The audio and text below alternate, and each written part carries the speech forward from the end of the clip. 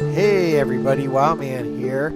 I've been getting a lot of questions about how I made the consistent looking path textures, as people are calling it. It's really ground textures is what it is. And what you do is you start out making your normal paths as you see here. There's certain areas where paths can't cover. And it leaves, especially when you're not using the grid path system and you're trying to create more open plaza type areas like I have here, there's areas where, where the path doesn't get created along the edges, or maybe like right here, or right here, and right here, and right here, and right here, where you have these little gaps, and people are always trying to cover them with plants or rocks or some kind of scenery piece. By using the billboard option I'm going to show you, it kind of hides all those imperfections in your pathing and also connects your paths to the edges of flat rides, to the edges of buildings, and etc. Now it'll cover up these flat areas, but you can see like up here I still did put some rocks in those non-path areas because I like, even with the ground textures that I'm going to show you, I like when there's some dimension to them in some areas because it makes it look a little bit more natural to me.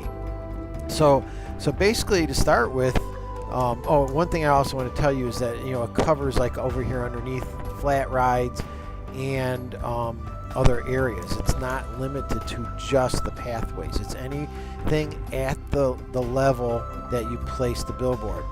So in the scenery, I usually start with the biggest billboard that's available, which I think is the 32 millimeters, and you just start placing them down. Now you may have to move them around and give them the fit a little bit better,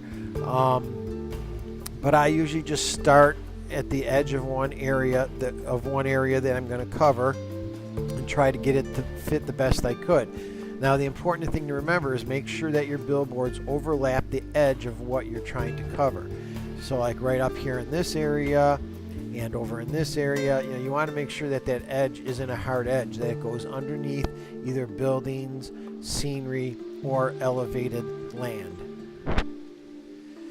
So then you just start to copy and place the next pieces. It is important to make sure that the edges line up as closely as possible so that you don't get any clipping, or you don't have any blank areas in between the different billboards. And I continue to copy and move the billboards around as best I could. This is just to fill up this little alleyway area. And I'll just let the speed up a little bit here as you see and watch me copy the rest of these pieces.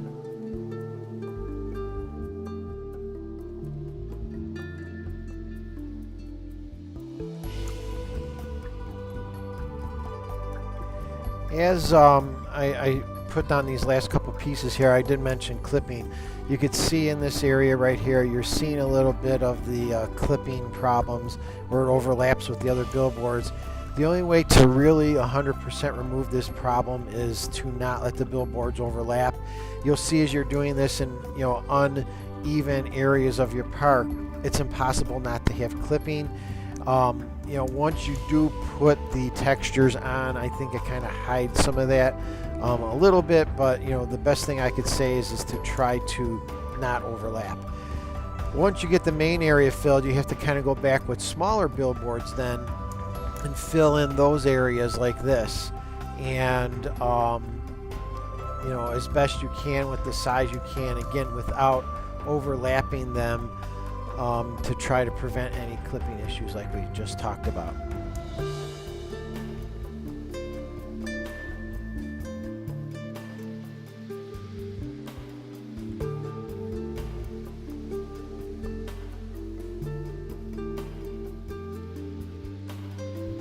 So as I place this last piece here, you'll notice that I try to line it up, line the edges up as best I could, close any gaps. This area of my park, the ground was not level as well, so it made it a little harder to place down the pieces because they weren't all the same level. So I had to adjust the angle of them a little bit. I had to adjust the height of them a little bit just to make them as close to the same elevation, basically. When I say level, I mean elevation, as possible. Sometimes you do have to go out and do some minor adjustments and change the elevation just so that you do get rid of any uneven lines or uneven placement of the billboards.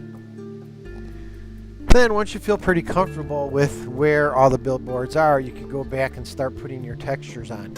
I usually do this at the end only because the textures, depending on how complex they might be that you're using, sometimes they don't line up real well as far as how they look. So the first thing I do is I pick my texture. I know which one I want for this particular area.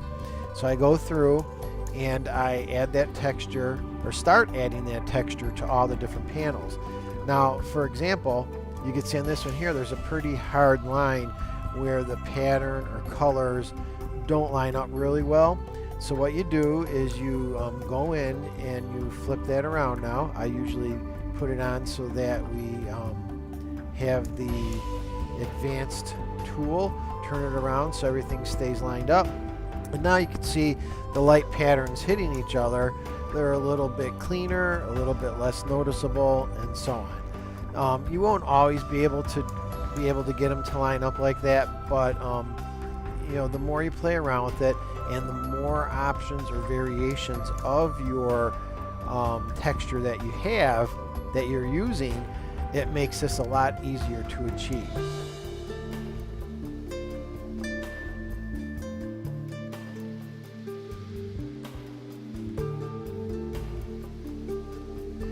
Now these last two panels I just placed here, they're a different texture, again, just to give some variety, to try to make it look as natural as possible. But you can see there's some really hard lines in the middle of this flat ride, and I don't like the way it looks. So I'm going to flip both of these panels around just to see how those colors match up with the other panels next to them a little bit better.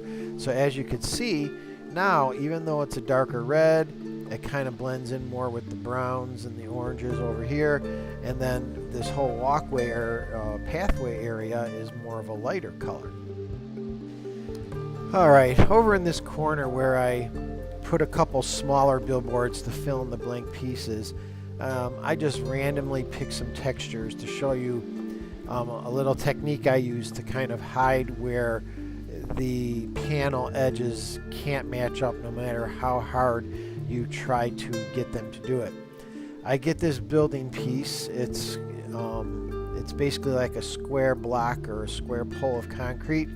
Line it up on your seam of the two different billboards, sink it into the ground so it just barely pops up above it, and it basically creates like a concrete seam divider between your different panels.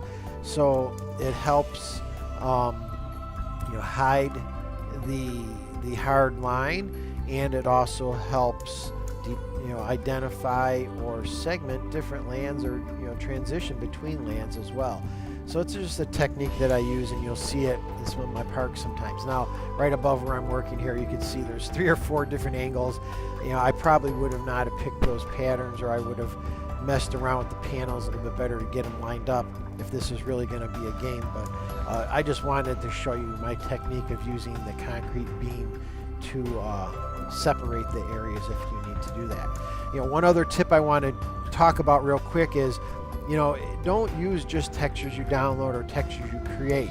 Try to manipulate them in a photo editing software to create different versions of them with different edges or different mirrored images so that you can line up the edges a little bit easier if you need to. But as you can see, unless you really look for those dividing lines, they're really hard to tell unless you have a really hardcore difference between the two colors or the pattern that you placed down. So I hope that this helped you get an idea of how to do this. I hope it makes your parks you're working on now and in the future make them look cooler, and make them look more realistic.